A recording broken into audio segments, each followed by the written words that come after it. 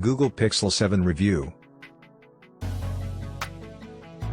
The Pixel 6 was Google's first real attempt at making its own smartphone. And yet, it wasn't really an all-out flagship. It was just a slightly upgraded version of last year's Pixel 5.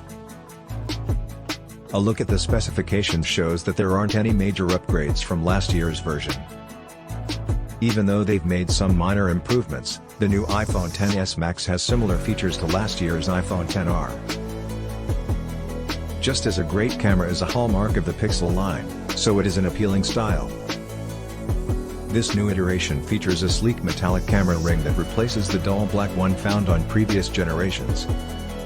Available in 3 colors, obsidian, lemongrass, and snow, the slick finish feels great against your skin and adds a premium feel to the phone.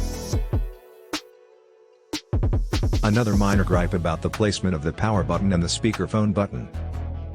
On most smartphones, you'll find them at the top and bottom of the device respectively, but this smartphone has reversed their positions. This means that you may need to get accustomed to switching things off by pressing the speakerphone button instead of the power button. For the first few weeks of use, you may accidentally blast your ears when turning off the screen, or miss some important calls because you're listening to music. As for the phone itself, you won't be able to use an external memory card slot, nor will you be able to use a micro SD card. These aren't really surprising since Google has already stopped supporting them. What is surprising is that they're not even using a USB Type-C port for charging either. Fortunately, the Pixel 7 has an IP68 certification, which means it is well protected against dust and water. And it's made from Gorilla Glass 5 on the front and rear, so won't scratch or crack easily. It has an AMOLED display measuring 6.3 inches diagonally and therefore is slightly bigger than the Samsung Galaxy S20. It remains very easy for one-handed usage and its display is still large enough to watch video content and access your apps as usual. At this size, the resolution is sharp, the contrast is very high thanks to its OLED technology, and it'll be easy to see even if it's lit up by the direct sun. It has one minor drawback: its maximum resolution is 1080p, which is lower than most competitors, including Google's Pixel 7 Pro. However, the difference between 720p and 1080p isn't noticeable unless you're looking for it.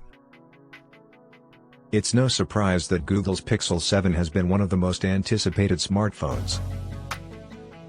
With the Pixel 7, Google is expected to continue building upon its reputation as an innovative smartphone maker. During my use of the phone, found myself quite satisfied with its performance, even under varying lighting conditions. The Google Pixel 2 camera has some impressive features, including HDR+ mode for taking high dynamic range photos. This allows you to take multiple shots and combine them together to create one photo with better contrast and less noise than any single shot would produce. The Pixel 7 uses an Intel Gemini Lake chip. This is the successor to the Tensor, the first ever Google-branded mobile processor. It debuted on the Pixel 6. We found that the Tensor G2 performed very well when it came time to take photos, shoot videos, and edit images. It also performed well at analyzing faces and objects. While we usually expect our smartphones to get better every year, in this case, your expectations may seem to be disappointing. While the Pixel 6 offers a 4,614 mAh battery, its successors offered just 4,355 mAh.